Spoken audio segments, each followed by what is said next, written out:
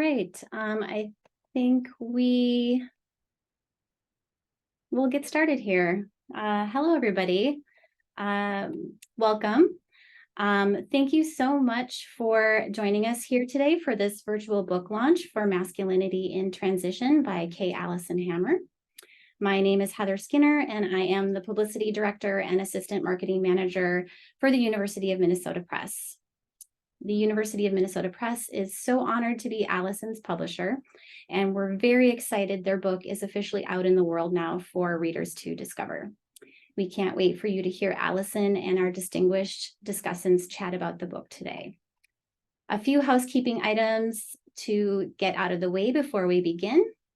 This event is being recorded and will be available after the event on the University of Minnesota Press's YouTube channel, so that you can rewatch it, listen to it, share it, or read the transcript post-event. Please consider subscribing to the University of Minnesota Press's YouTube channel for more great content, and I'll post the YouTube channel link in the chat in just a moment here. If you need closed captioning, you can turn that on at the bottom of your screen. There should be a CC live transcription button there at the bottom. If you click on it, that should start the closed captioning for you. We plan to have time for viewer questions after our discussion today, so please be thinking about those questions while we listen today. You can post those in the Q&A window at the bottom of your screen, and we will do our best to get to as many of those questions as we can at the end of the discussion. And lastly, if you have not already purchased a copy of Masculinity in Transition, we are offering a 40% discount to attendees today. For those of you in North America, you can order one from the University of Minnesota Press's website. Or if you are in the UK or elsewhere, you can purchase a copy from our distribution partner, Combined Academic Publishers, and use the special 40% discount codes that will be posted in the chat. And I'll post those there again in a minute here.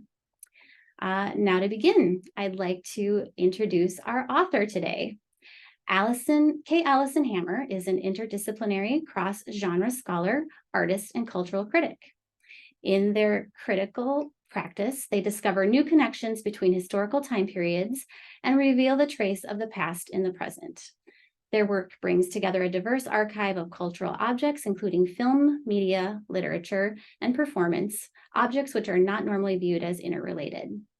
Throughout numerous articles, book chapters, and conference presentations, Allison presents masculinity as a complex gender formation that is tied to different embodiments, subjectivities, sexualities, identifications, and ideologies. They aim to transform and transgender the field of critical and comparative masculinity studies, and to have a wide field redefining impact on gender studies, trans studies, queer theory, and political theory. Additional articles, essays, and reviews can be found in the forthcoming collection, Queering Desire, Lesbians, Gender, and Subjectivity, the Routledge Companion to Art and Disability, Hypatia, the Journal of African American History, Frontiers, a Journal of Women's Studies Quarterly, Transgender Studies Quarterly, Journal of Lesbian Studies, Norma, International Journal for Masculinity Studies, Studies in Gender and Sexuality, Feminist Formations, The Lifted Brow, and EOAGH. Allison is an assistant professor and coordinator of Women, Gender, and Sexuality Studies in the School of Africana and Multicultural Studies at Southern Illinois University, Carbondale. Welcome, Allison. Thank you so much for that lovely introduction, Heather, and thank you to everyone for being here. I'm so blessed to be able to share with you my book today, and also to just express gratitude for all the people who have come into my life and made this book possible. No one writes a book alone. So I'm going to go ahead and introduce our discussants first. Greta Olson is professor of English and American Literary and Cultural Studies at the University of Gießen, Germany. She is the general editor of the European Journal of English Studies, and with Jana Gaker, the co-founder of the European Network for Law and Literature. Greta aims to facilitate work on the nexus between political and artistic practice and academic analysis. Christopher Breu is professor of English at Illinois State University, where he teaches classes in contemporary literature and culture, gender and sexuality, as well as critical and cultural theory.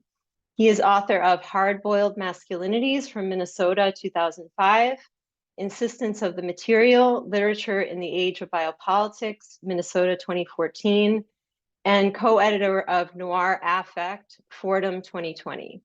His forthcoming manuscript, In Defense of Sex, Fordham 2024, defends sex as a non-binary form of embodiment, one that echoes recent redefinitions of gender as non-binary and its relationship to the extimate functioning of desire. So I'm going to give a brief introduction to my book, and it's also really framed by some of the things that I've been thinking about very recently. And I actually have a title for this introduction, and it is The Tragedy of Selective Care and Empathy and Ways Forward. We are living in a time of crisis, one of selective care and empathy.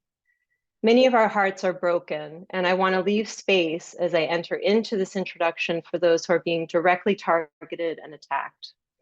Harms seem to compound by the day, and toxic, or what I would call normative masculinity as ethos or as the air we breathe, actively curates this selective care and empathy. However, as Masculinity in Transition argues, some queer and trans artists, writers, and thinkers are using the masculine to challenge sexual domination, nationalism, and this more insidious trait of impenetrability, which is visible, for example, during public health crises such as the ongoing COVID-19 pandemic, and in the walls and fence lines of national borders. The stories, films, poems, and performances in this book tell us that this void of care and empathy is not inevitable. It is not fated. It is architected as a shield against the other, whomever that other happens to be. So if the masculine is about assertion, bravado, phallicism, maybe horses, then how can it be channeled creatively and used towards social justice goals?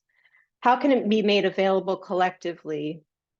And I believe there is creative power in masculinity and potential for what queer, transgender, Tamil Sri Lankan artist Dilo calls beautiful masculinity. So my interest in trans and queer masculinities began, as for many people, with Jack Halberstam's 1998 Female Masculinity. This book provided me with a doorway to my own masculinity, which eventually led me to identify as non-binary. Butch, I felt, could be used as an analytical toolbox for considering a wide range of embodiments, identifications, and ideologies. I wrote a series of articles on the butchness of Josephine Baker, Angelina Weld-Grimke, Gertrude Ma Rainey and Bessie Smith, Gertrude Stein, and Willa Cather. Seeing the wide range of masculine possibilities was and is important. My focus was on individual resistance to power through Butch, when Butch rebellion was very unlikely, given the violent conditions in the United States and Europe between the two world wars. And then came 2016. The election of Donald Trump, and 2017, the viral explosion of #MeToo, originally created by Black social activist and community organizer Tarana J. Burke in 2006. Popular culture burst at the seams with articles, blogs, podcasts, and social media posts about, quote, toxic masculinity. My students started to use the term patriarchy. People shared their stories and grieved together. It was a kind of paroxysm of rage fueled by this president.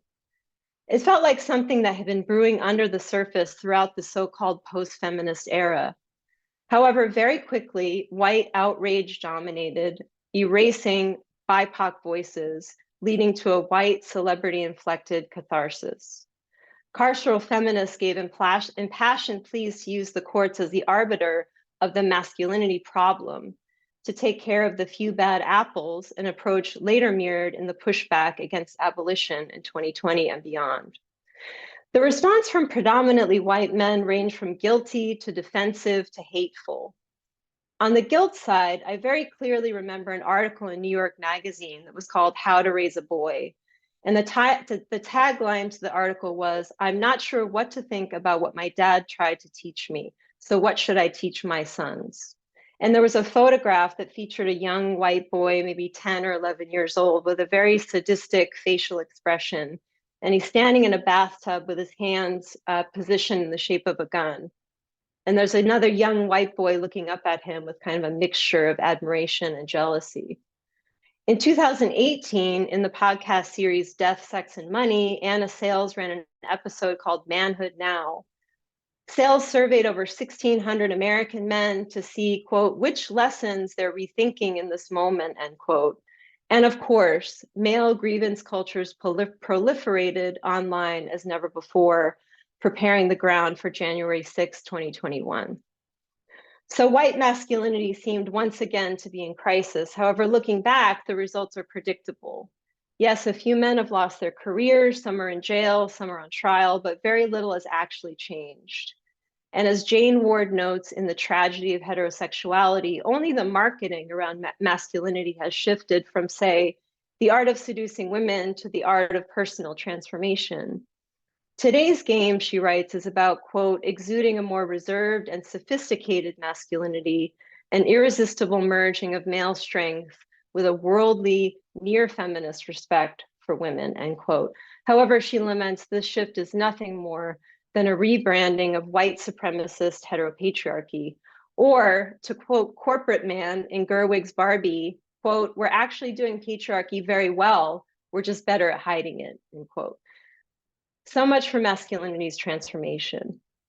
My book emerges very much out of this moment. One of the necessary takeaways of the hashtag #MeToo is this: there does need to be critique of masculinity, many critiques, but ones that are simultaneously critical of white supremacy and capitalism, including what I would call identity as consumption. So my book does just this. One of the first necessary moves I make is to leave aside the term toxic masculinity and replace it with normative masculinity. Accusations of toxic masculinity lead to a focus on individuals, on the need to change behavior, and further on the limit points, the places where the actions are so heinous that the person can only be described as a monster. What is correct about the term toxic is that it is this air that we breathe. What is left out are scenes of everyday violence. I want to center two aspects: the desire for profit and the psychological wages of dominance. I want to ask why and how white class privileged masculinity has been invested over time with this kind of power. What are the ontological and epistemological developments that explain its lure, its dark pleasures?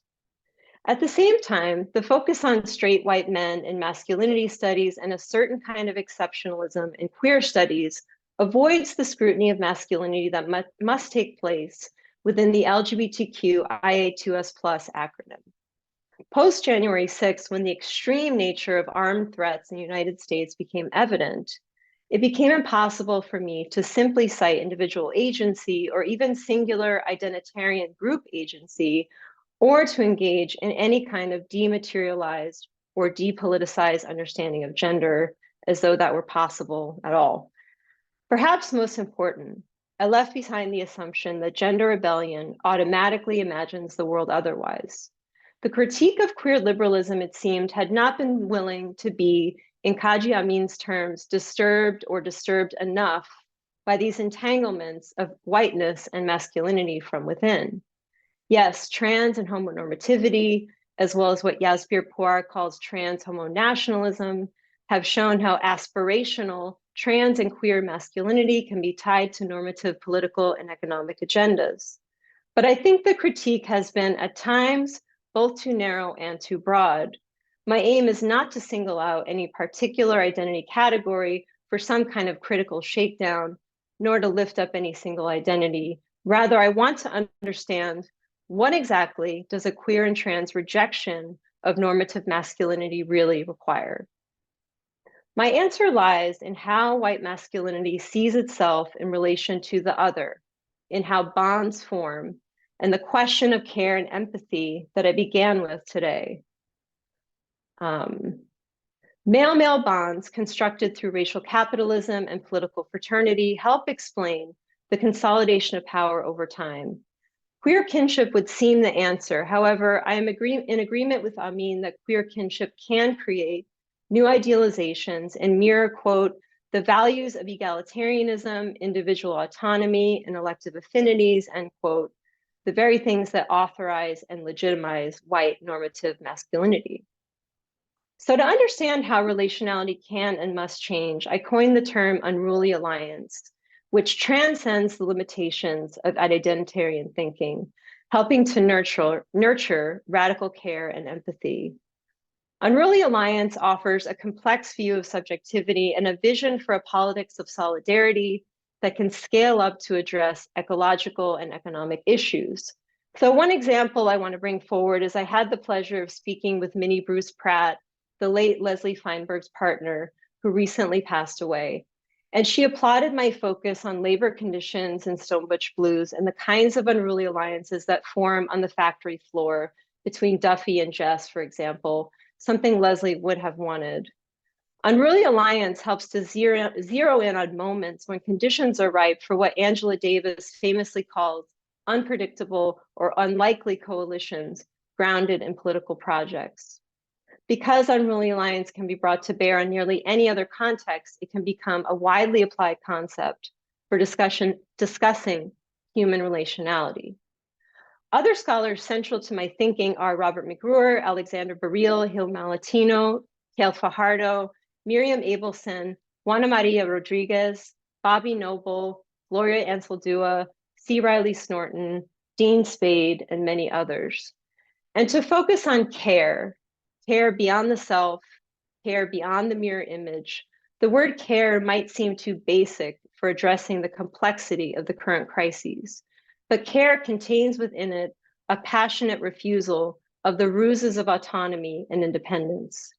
CRIP-Fem theorists and disability justice scholars like Leah Lakshmi Pipiepsna Samarisnia describes care webs as similar to anarchist concepts of mutual aid taking root in early 20th century Russia and Europe. However, she also reminds us that Black, Indigenous, and Brown communities used care webs well before and after white anarchists.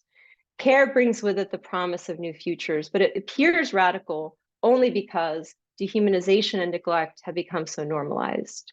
I frequently turn to Dean Spade's teachings and writings on mutual aid and his deep involvement with abolition, probably one of the best examples of Unruly Alliance. Aaron Azura coins the term communization of care, a process that he links not to old ideas of community, but to the way leftists in 1970s France conceived of zones that exist outside of capitalism. Such zones, which can be thought on both the material and psychic levels, rely on those with whom we are interdependent, but not necessarily intimate.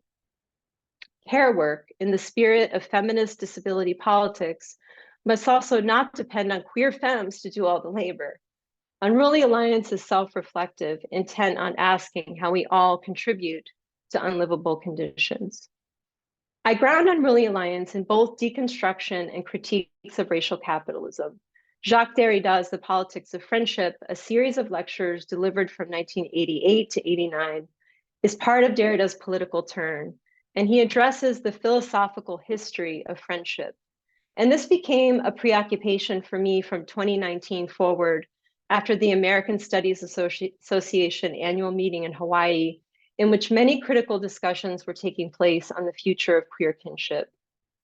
So from the perspective of the 1980s, which as most of us know was a turning point of conservatism, family values, neoliberalism, particularly in the United States and the United Kingdom, and the HIV/AIDS pandemic, Derrida observed the escalation of multiple crises, which we are still living in the shadow of those crises today. And he views these crises as consequences of a suturing of masculine norms that occurred between the otherwise vastly different Greco-Roman, Christian, and Enlightenment periods through to the revolutions.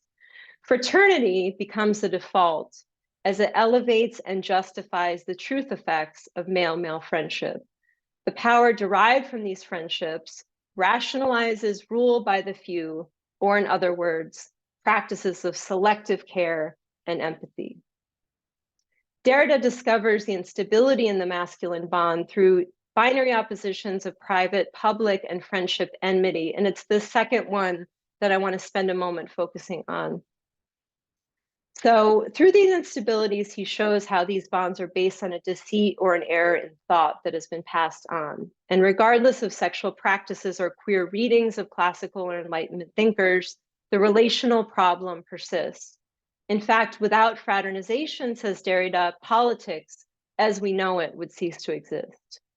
So the friend-enemy distinction, which is responding to the theories of Carl Schmitt, leads to such extreme dehumanization that it becomes impossible to tell the difference between natural death and murder, and between murder and genocide. While the friend can and must be counted, the enemy is a nameless mass. The concept of human rights and humanity qua humanity lose all meaning. So I talk about the friend-enemy distinction through the Western film, great timing with the Barbie movie, from the 1950s through 9/11 and up to the present. So yes, there are horses in this book, some Mojo Dojo Casa houses, and even some beach. I linked Derrida to critiques of coloniality and racial capitalism through the work of Grace Hong, Anibal Quijano, Nikhil Pal Singh, Robin D.G. Kelly, Linda Martine Alcoff, Eric Foner, and many others.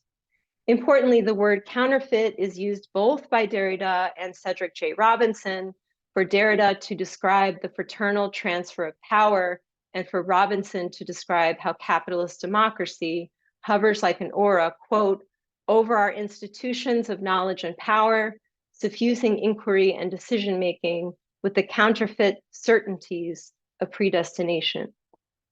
For Derrida, the philosopher's practice of verifying and citing one another's truths is also counterfeit. And all of this makes what is counterfeit seem both serious and true. So these critiques together create a very powerful meta-narrative of modern masculinity in the West, in the so-called West. So what are the stakes here of this conversation I'm hoping to stimulate? As I'm giving this talk, the world is witnessing accelerating brutality perpetrated by both authoritarian regimes and so-called democratic societies. In such a world in which direct and covert annihilation is rationalized, what remains is a state of psychic and material starvation. As sociologist of masculinity, R.W. Connell writes, if unchallenged, the centralization across the world of, quote, competitive and dominance-oriented masculinity, end quote, will make the trends of military technology, environmental catastrophe, and increasing economic inequality extremely threatening to all. To be masculine in the normative sense indeed means in many contexts to uphold sexual domination, nationalism, and impenetrability. However, as many before me have noted, masculine normativity often disrupts itself, as no subject position or group formation can maintain this kind of drive to be on top in all situations without rupture and contradiction. Art and culture play an important role in both exposing these ruptures and contradictions and offering ways forward. And history is also crucial. Contemporary manifestations of US power attached to the historical for the purposes of inventing new lethal human divisions. The failure to make these historical connections has, in fact, in Singh's words, quote, placed the entire world in danger once again and again and again, I would add. So with all this scrutiny of toxic masculinity in the popular press and social media, particularly surrounding high-profile figures, it becomes necessary to ask what really needs critiquing and dismantling. To create lasting change, we need to hold accountable those political, cultural, and familial systems that produce and are produced by masculine normativity. What is needed is an expansion of what relationality can mean across embodiment, gender identification, sexuality. The questions of care and empathy must be part of this conversation, with the past as resource for the future. Care webs and mutual aid projects suggest their overlapping concerns, but there must be continuing efforts to untether care from the feminine. The fraternal bond is seductive, and it is difficult, perhaps impossible, to refuse its terms entirely within the current conditions, with its insidious dependence on money, wealth accumulation, and private property. Dismantling these entwined power structures may not occur in our lifetimes, but understanding them and responding collectively in whatever way possible can ease the suffering of the moment. I recognize that all of this requires a giving way to the unknown, but by becoming acquainted with uncertainty and chance, we become responsible for collectively thinking and sustaining the future, and capable of enduring, in Derrida's words, quote, the intolerable, the undecidable, and the terrifying, end quote. Sustaining the future can only occur when these devastating realities are confronted head on. And I'll end there. Thank you so much.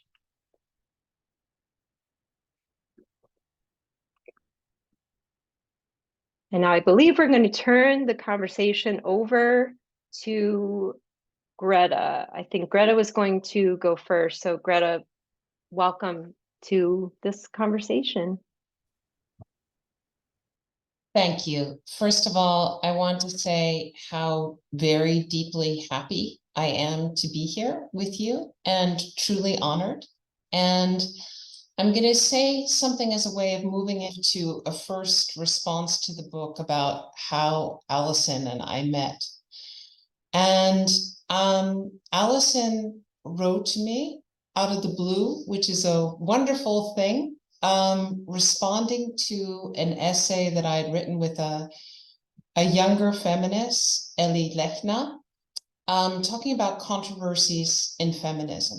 And what I was trying to do there was to say these controversies are really there, but let's avoid some of the ways that they are being mediatized, for instance, as catfight tropes, as or feminized individuals fighting against each other. For instance, a very frequent trope is the trans exclusionary feminist or gender critical feminist versus the trans person, very often seen as a binary, a fight, and essentialized. And I said, let's take that apart and see actually how it's hurting both non-binary trans femme individuals and women. And let's think about the deep alliances that are there given current, particularly legal in the United States, legal encroachments on women, femme people, and trans and non-binary bodies. I had the joy of Allison reaching out and saying, hey, this means a lot to me, and let me tell you why. And through that, they were kind enough to share their work and also the introduction to their wonderful book, Masculinity in Transition.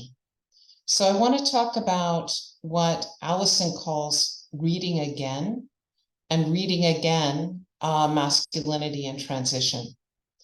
First of all, I teach proto-feminism through women's studies, gay and lesbian studies, through queer studies and advocacy and trans, and also inevitably deal with racisms, anti-racism, and disability.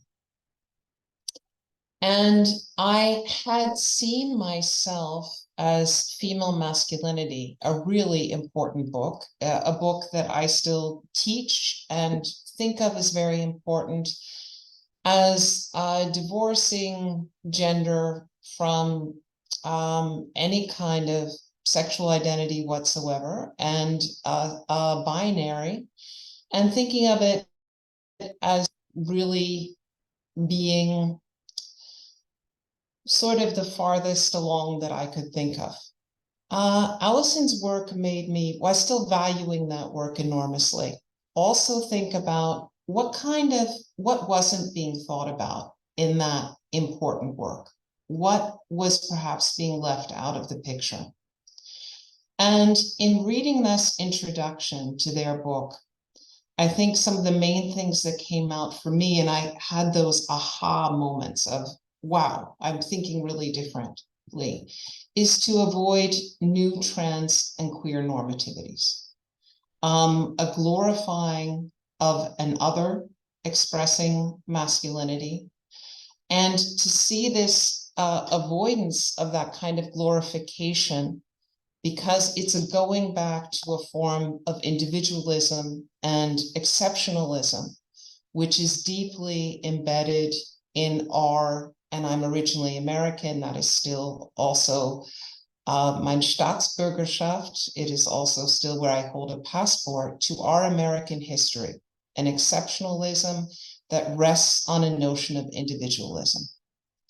because that has a tendency to make everything about individuals, overcoming individual discrimination, overcoming individual weakness, as it is often the case in our American imaginary, and not thinking about systems. And what Allison's book does is to perform systemic critique of American masculinity as we know it all too well. So this normative masculinity is to avoid an exceptionalism, which is a gesture of much of our scholarship, and regretfully also a gesture of much scholarship in otherwise wonderful trans and queer work, which focuses on the individual. So let's not call it toxic masculinity, because to do so is to replicate something that we do also in anti-racist work and thinking when it's sloppy, which is to say, oh, that terrible individual racist, poo, poo, poo, and not to think about the system that enables that individual and out of which they work. Hence, normative masculinity, not individual toxic masculinity. That is, for me, one of the real eye-openings of your work. And another point is to think about the historical embedding of this, we could say, Trump's form of masculinity, but again, I don't want to concentrate on the individual of Trump, because as Kay Allison's work is showing, this is not an exceptionalism. This has a deep historical embedding. And it is to think about how that form of normative, and I'm going to say normative American masculinity, but also to say that this is a model for a global form of normative masculinity, is based in slavery and its handmaidens of racism and white supremacy, and ultimately in capitalism. Reading Kay Allison's work reminded me of earlier engagements, and I am someone who is deeply feminist. I wrote an essay a few years ago called Loving Feminism, and also in that constant gesture of rethinking my own feminist positions critically. So as for many of us, engaging with US American Black feminisms opened my eyes to my own whiteness, of course, that veil of privilege that covers me as I move about in the world, but also to the reasons to critique dominant US American feminisms and the exclusions that are purported in some of that feminist work, and in forms of feminism often purported in the North American Anglosphere. So I was reminded of Maria Lugandis's decolonial feminism, and understanding that the system of binary gender deeply is something that capitalism and slavery brought to other places and could not exist without it. It also reminded me, and I thought again that blowing away one's rethinking one principles of reading Ain't I a Woman for the first time, Bell Hooks's 1981 description not only of patriarchy, but also patriarchy as it colluded with racism in Black communities to the derogation of Black women and women of color. Allison's work deeply forces us to think about normative, and I'm going to say normative American masculinity, as embedded within historical models of capitalism and racism. So reading again, a model of reading or being that Allison espouses in their book, reminded me of work that I have done here, putting on another hat as a narratologist, someone who studies the sciences of narrative, to look at what we call unreliable narration. how one has to read against the grain and bring in a second loop and think again. And that is how I experienced reading your book and going back to some of the thoughts I've had, for instance, about masculinity, or a term that we bandy about unproblematically, unfortunately, like toxic masculinity. Thinking about this new engagement, I'll talk about one reading that Kay Allison has done also with students in my classes, a reading of Marlon Riggs's 1994 Black is Black Ain't, of a choosing in the AIDS crisis to show and explore softer, vulnerable Black masculinities. And this being in a softer masculinity or masculinities, it isn't just one. A non-individualistic masculinity is an invitation, I believe, to think about relationality. I was going to say human relationality, but I'd like to move away from that. Relationality in general between living, existing beings in a new way. This is not, and this is where it's really different, with this historical embedding and also systemic critique. It's not just about fluidity. So many of us, including myself, have experienced during our lives changes in our own gender identification, changes in our own sexuality. It's about that, of course, but again, it's not about the individual. It's about thinking that if a model of softer, vulnerable masculinities were possible in our United States and elsewhere, what kind of relating would be possible? What kind of unruly reliances and ways of caring for each other? And not thinking about ourselves so much as individuals. My changing sexuality or gender identification and my ability to talk about that and live about it is also an expression of privileges that I have. But to think about how deeply we as existing beings exist vulnerably with another. So I don't have specific questions prepared. I just want to say thank you for your work and how I'm excited that this book is coming out in the world and will be with us in the future. Thank you.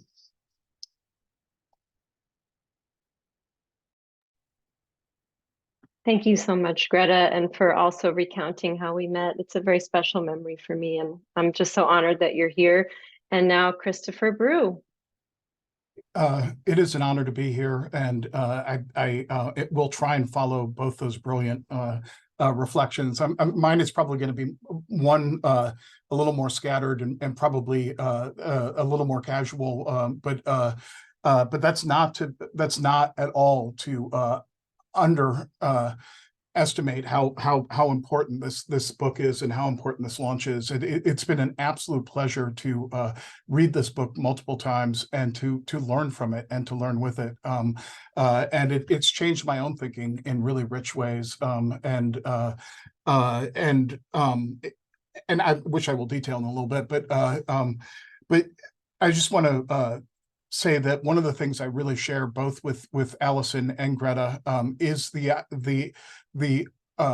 argument that they both make that we need to think on the level of the systemic. We need to think on the level of gender as systemic and as complex, but not but we also need to take risks and think not only of our own subjectivities, but across lines of difference, across lines of otherness. And one of the things I think that's so powerful about Allison's book is that it does this, and it does it brilliantly, that it takes those risks because, one of the ideologies of the present, especially in the US, especially under neoliberalism, is the idea of human capital and the idea of creating oneself as brand. And often that gets attached with the idea that we shouldn't speak to anybody else's experience. And I get that impulse as a mode of respect, but that also means we can't actually finally start to understand other people's experience, if we shut down our ability to actually think across difference and think in relationship to otherness in respectful ways, in affirmative, in ways that also can be open and vulnerable,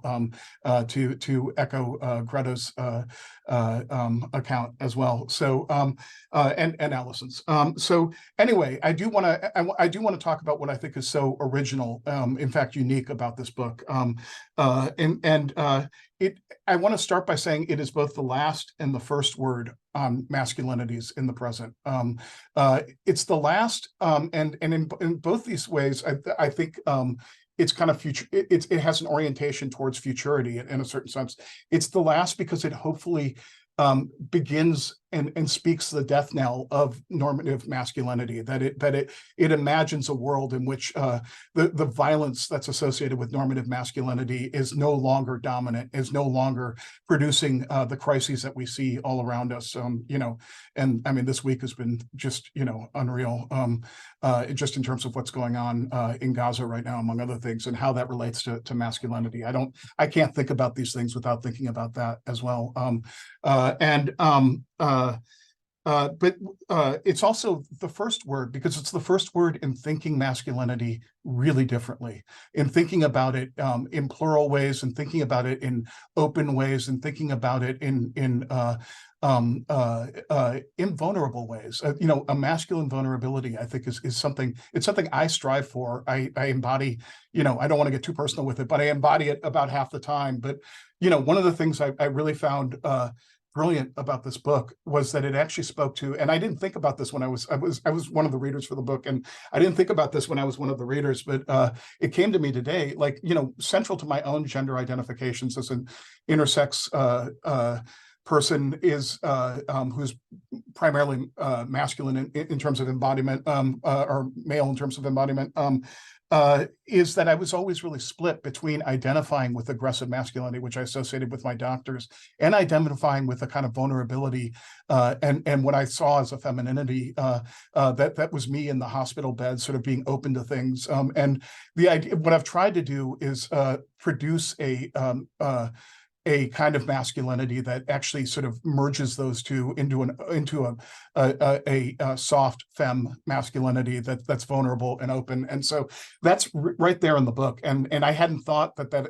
it spoke to me until I was just reflecting on it today. But okay, enough about me. I want to come back and say this really is a cutting edge theorization of masculinity beyond the subjectivities associated with assigned male at birth and cis bodies, that this is masculinity thought in a much broader frame, and a much more real frame, for that matter. It's also a powerful and nicely historicized focus on trans masculinity. I think the best one I've read, and there are many good ones out there, including bodies that are non-binary and in transition, trans in the broad sense. The book also brilliantly overcomes the tension, and I've talked about this. I talked about this in a review that I wrote for American Literary History, a review essay about recent books on masculinity. And unfortunately, a lot of recent books on masculinity haven't made the turns that Hammer makes in their work.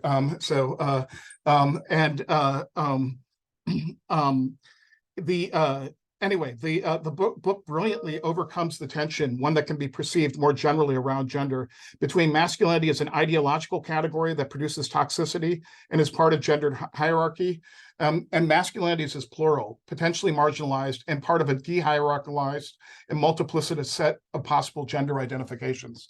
We're in a really interesting moment right now where gender is or where masculinity is both, we both need to think about patriarchy.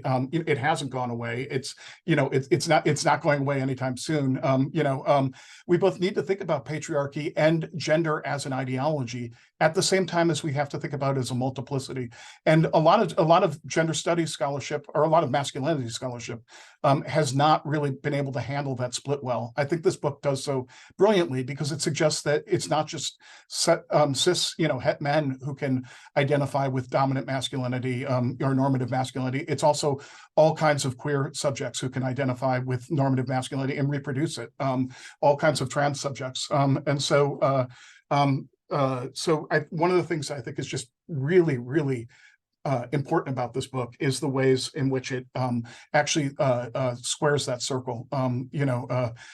So yeah. Regardless of embodiment, one can identify either with the dominant or counter-hegemonic versions of masculinity, and the two can also be at war in the same subjectivity. And some of the readings I think are really interesting in the book are the readings of Stein and Cather. There are many great readings. I love the reading of Marlon Riggs as well. But Stein and Cather are interesting figures because they're both queer. They're both embody a kind of butch subjectivity, and at the same time they also embrace normative masculinity, embrace a kind of heroic masculinity, as Hammer brilliantly demonstrates. And so that kind of doubleness, I think, is really important in this text. It also, as Greta was saying, it also refuses to stay on the level of individual identities, but theorizes masculinities in relationship to racial capitalism, labor, and Derrida's critique of the fraternal contract and the politics of friendship. I think one other thing that the book does really well and is emphasize that it is the fraternal as much as the patriarchal that we are living under the ugly shadow of. That it's a version of what Juliet Flower McCannell has called the regime of the brother. That it's actually less about fathers at this point. It's more about brotherhood run amok, and as the kind of structuring reality of our present, from the brotherhoods of war to the brotherhoods of reactionary positions online, to the brotherhood of something like January 6th. It's actually the regime of the brother that I think terrorizes us in the present. Maybe that's that word is loaded, but I think maybe importantly so. What else was I going to say? Very much to the book's credit, it rejects the turn to auto theory, like I said, and the injunction to stay on the level of the self that informs so much theoretical and literary production in the present. Instead, it presents a broad sweep of 20th and 21st century U.S. history and its engagement with masculinity. Another dimension of the book that I think is really important is its engagement and critique of racial capitalism. One of the central arguments that the book makes is that whiteness, that masculinity can't be understood as separate from race, and gender can't be understood as separate from whiteness and the production of whiteness.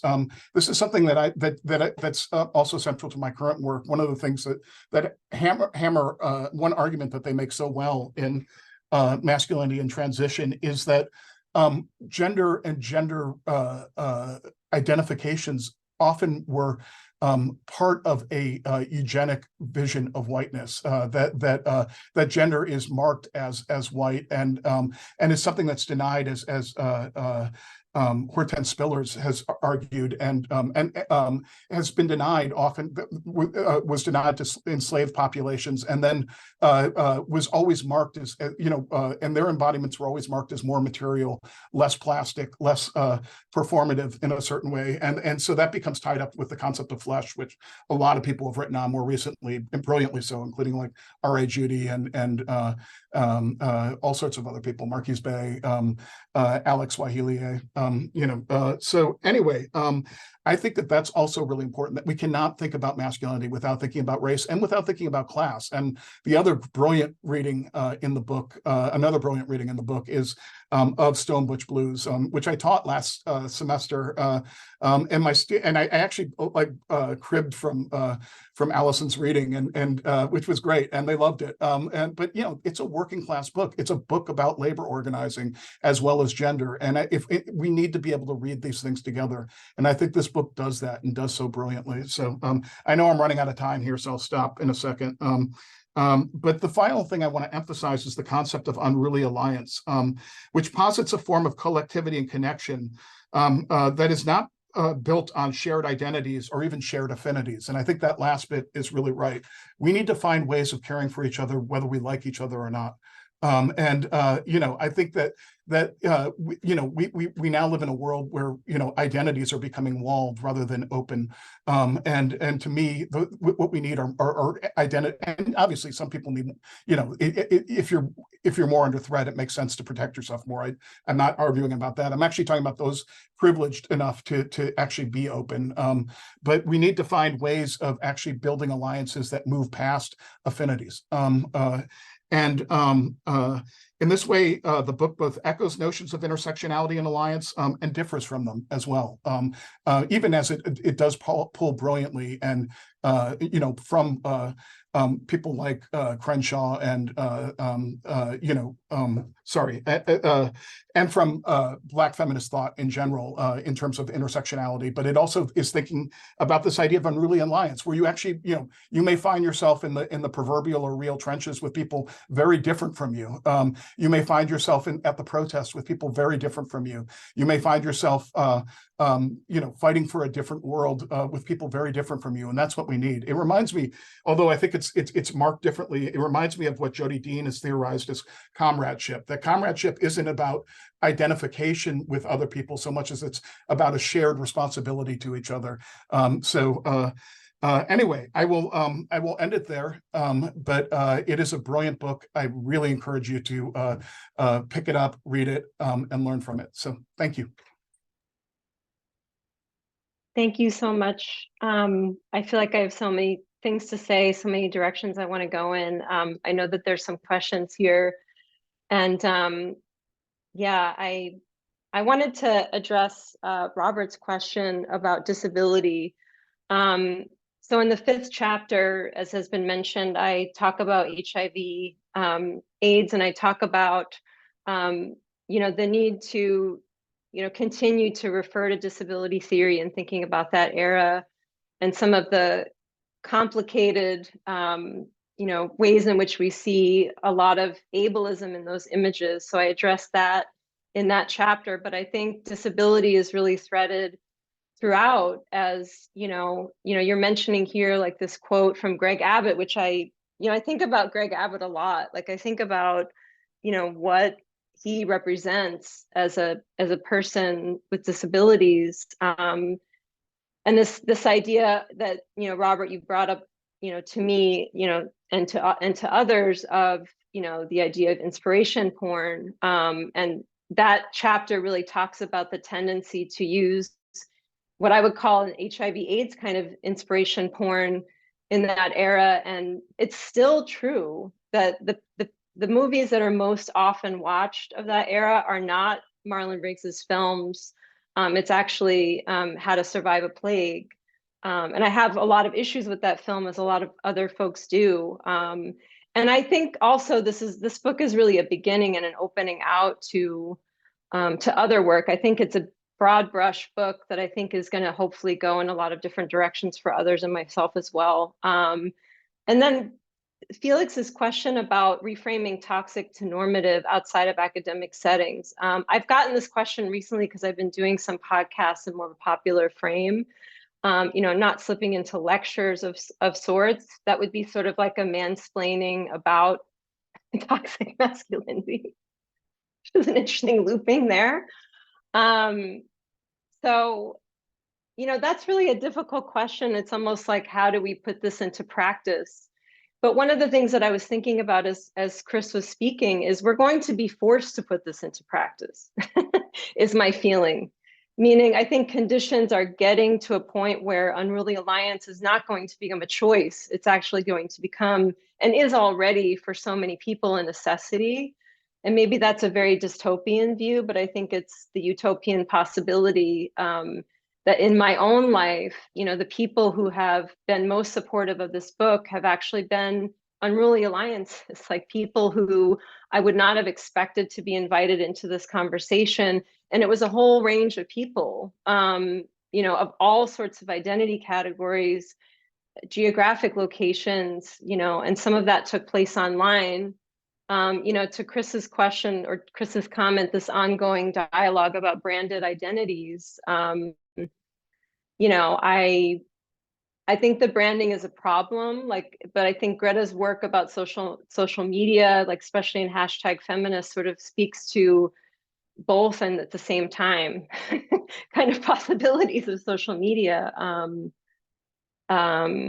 Yeah, so I'll answer Alex's question next. You posit that the goal should be to envision all masculinities and all genders as malleable and subject to change. any suggestions for how we as scholars of masculinity and gender identity more broadly can make these key ideas accessible to individuals outside of academia.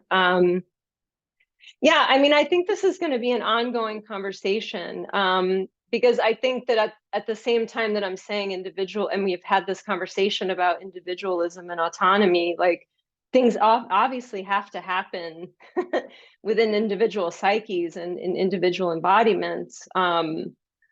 But I think that there's a way to do that in which it doesn't become self-obsession and narcissism that we see in a lot of identity projects right now. And the reaching out toward the other as part of that identity. And like Chris's work has sort of shown, you know, especially in his book on biopolitics and literature, like the other, and also recently, like the other may always remain a stranger, right? But I think that's the response shouldn't be that shielding that I'm talking about, and this kind of meritocratic form of care that has been with us for so very long that leads to this selective care and empathy. And yes, you know, I was talking about what's going on in Gaza because, you know, I saw a sign the other day in one of the protests that just said, "I don't even know what to write anymore. This is just awful." And I think we're getting to a point where language is even failing to describe what we're witnessing. So I don't know if Chris or Greta, you want to ask anything or chime in on anything. I think the question about fraternity being present as well is so obvious, but I think it's something that needs underscoring as, you know, as the method of patriarchy, you know, as the method by which it achieves dominance, and that it occurs in both personal and political and economic contexts. And that, you know, we talked a bit about the Barbie movie before. Like, I think what that movie is doing is really making it plain and clear through the multiple Kens that this is sort of what we're dealing with. Yeah. Okay. Any other responses or questions from Chris? Please chime in. Yeah, or Greta. I just wanted to, I saw one, I think it's Anthony's comment in the thread, and I just wanted to speak to that. How do we, it's asking about how we scale this up, you know, what about the systemic level? And it's not an easy response because there's such myths, there's so much mythic material tied to ideas of masculinity and cultural masculinity. And although I love the way that one of the things that Allison does brilliantly in the book is also talk about the Western and masculinity in the Western, and queering that and reorganizing that, restructuring that, making it an open and vulnerable masculinity. Thinking about the Western is also about class, among other things, and you know, the bodies in Brokeback Mountain as underclass bodies, among other things, underclass subjectivities, you know, or at least I mean, working class with bottom of the working class subjectivities, if you want to put it that way.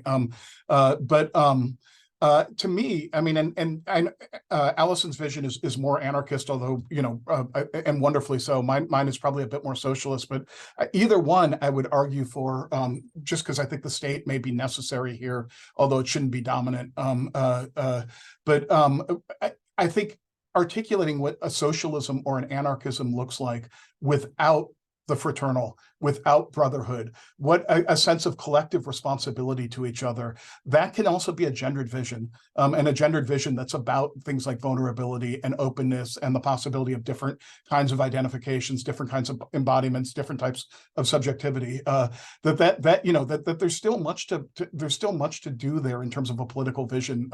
What would a feminist socialism, not of the 70s variety necessarily, but what would that look like in the present, or what would a queer socialism look like in the present, or anarchism? And so, yeah, I think that thinking in those large categories might be one way to respond to that. So, sorry, Yeah. it's to make it about my stuff. So No, I think like democracy is really problematized, obviously, throughout, because I'm really hard pressed at this point in time to look for a democracy that isn't safeguarded by violence, and that isn't somehow used as a way to create more dispossession. Yeah. And in Europe, that's a bit trickier to see than it is here. You would have to look to, you know, folks in the Mediterranean being pushed back from the coast of Europe and drowning. Like you would have to look at and include that context. I mean, not that there aren't, I'm generalizing here, I realize, like within, but I think you're right. Like, I think it's not that there isn't a political vision in this book or some kind of, you know, vision through legality, but it's more, I don't know what that looks like right now. And I think that's where I'm really kind of stuck, is like thinking about, okay, like democracy for me is just being invoked in all these really horrific ways right now.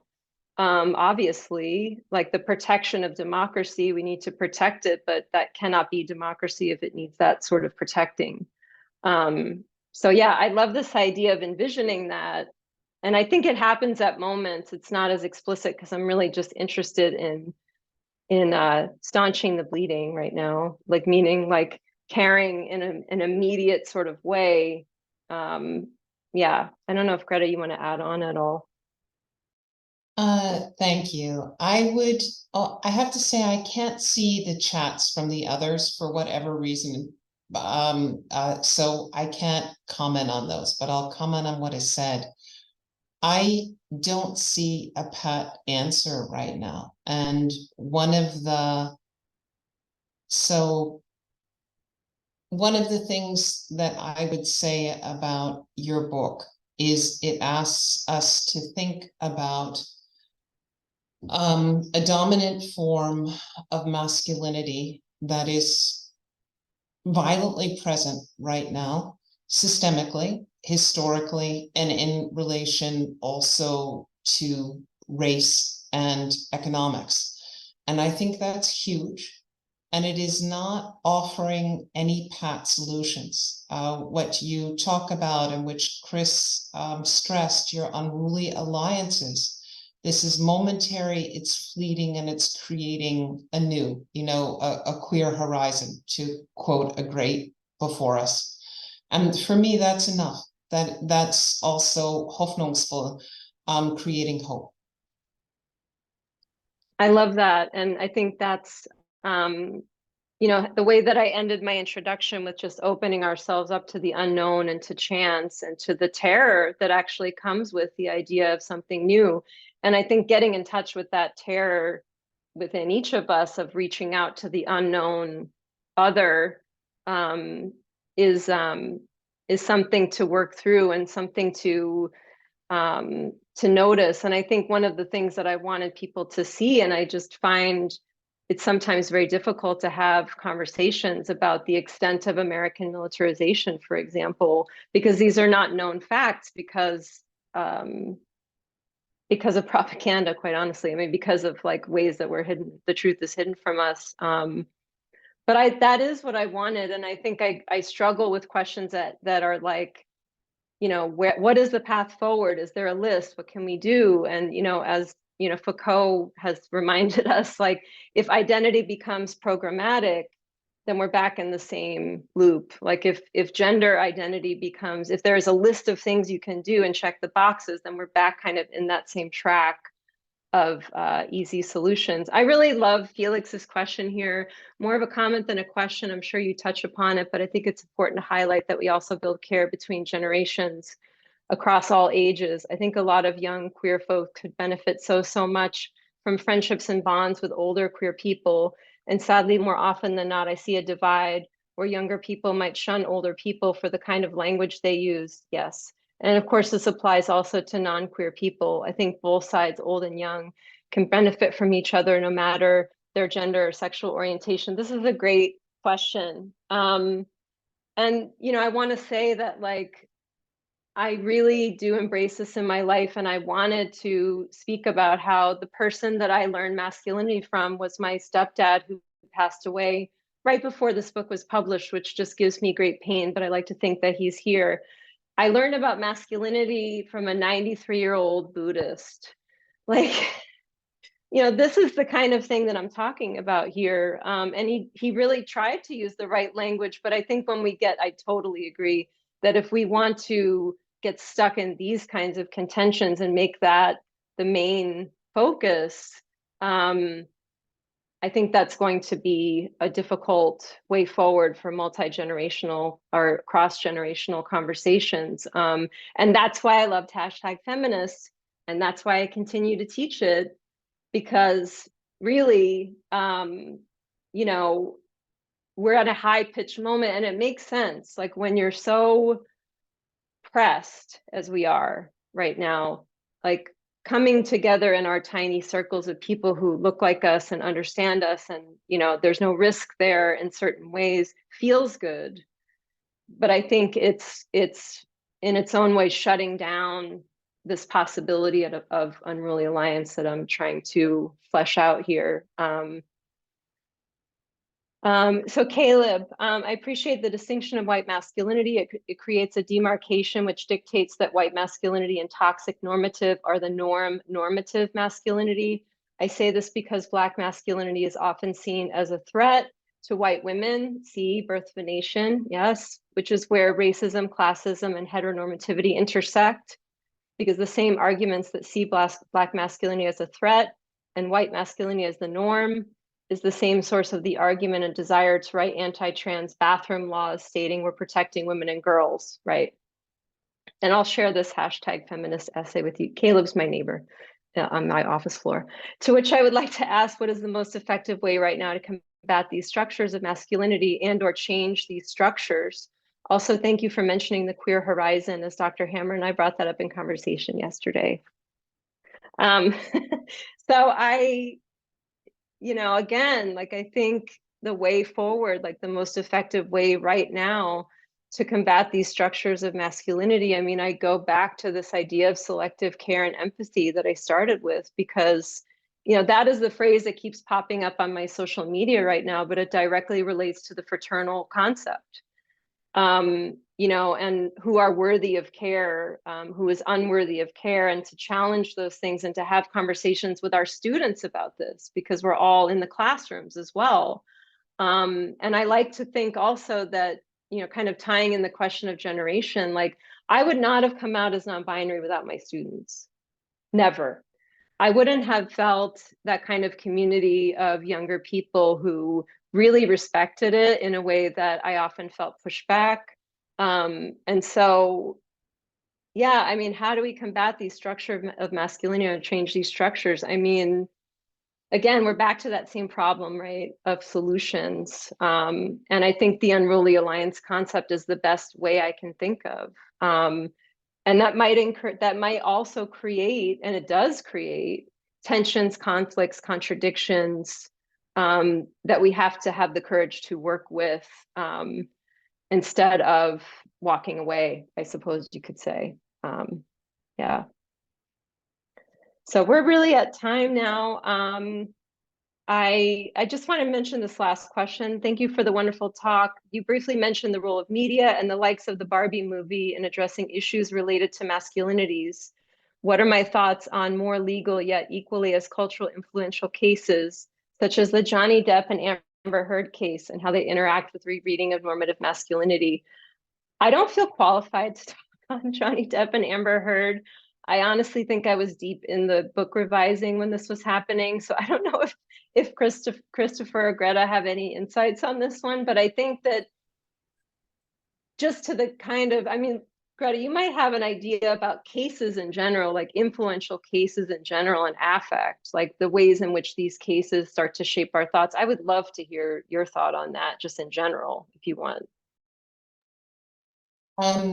Thanks. This is so much not about me, so I'm going to keep it short. I think a lot about how law doesn't just take place in courtrooms or in bathroom bills, or the Mississippi so-called fairness bill, which bans trans athletes from participating. It also takes place on social media. And although we had a very different outcome of the case between Heard and Depp in the United Kingdom with exactly the same matter, it seems to me that the way the vilification of Amber Heard deep misogyny that took place in social media and outside the courtroom, and the subsequent complete rehabilitation of Deb and the disappearance of her. Literally, she has disappeared, has a lot to say about an easy misogyny, also an easy obsession with a normatively attractive young woman, and then an absolute exorcism of her. Agreed. Yeah, no, I think that's yeah, I want to get to one last question, and that this is important and difficult one of how do women bring up issues of masculinity without feeling like we are engaging in more male caretaking and taking the conversation away from women's issues and need for self-care. Feminism talks about equity, but there's the fear that the masculine will take over the conversation if it's allowed in. So I mean, part of the difficulty, and I remember having conversations in graduate school with my professor, Nancy K. Miller, about the moment when Eve Sedgwick brought masculinity to the feminism table, and everyone dropped their coffee cups and abruptly started to have this really intense reaction. And that makes sense to me. But I think what happened was, first of all, I mean, butches went through, you know, hellish situations trying to be accepted. And I think that, like, one of the things that is necessary, though, is that, and I think that the old feminist quote about, you know, patriarchy doesn't work for anyone, which I think the Barbie movie actually reaches that place as well. That we can't just ignore that there are both assigned male bodies and that there are also trans and queer masculine bodies, and that those have to be brought in, even if like I said, these are uncomfortable things. And, you know, women, I like women with the X, inclusive of trans women, like, you know, the ways that that space giving also can't be a re-entrenchment of misogyny, which can and does happen. And so I think that, again, it becomes about the necessity of conflict, the need to work through conflict, the need to be respectful as much as possible about working through conflict. And that's something that I think should be nurtured as part of the Unruly Alliance concept. And I think that's all the questions that I see. This was just wonderful. I'm so grateful to know Chris and Greta, and how much how much I have admired you and your way of being in the world in particular, just beyond the scholarly achievements, just the ways that you are so generative and so honest. And those are qualities that I also want to have for myself. So thank you so much. Yeah. All right. Well, thank you everyone for attending this wonderful event today, celebrating the publication of Masculinity in Transition. And of course, thank you so very much to Allison and to Christopher and Greta today as well for such an engaging discussion. Just a reminder that the discount code for purchasing a copy of Masculinity in Transition is in the chat from either the University of Minnesota Press website or CAP website, and that a recording of this event will be sent to all of you, and it will also be posted on our YouTube channel very soon. So thank you all so very much for coming in today, and have a wonderful rest of your day. Thank you.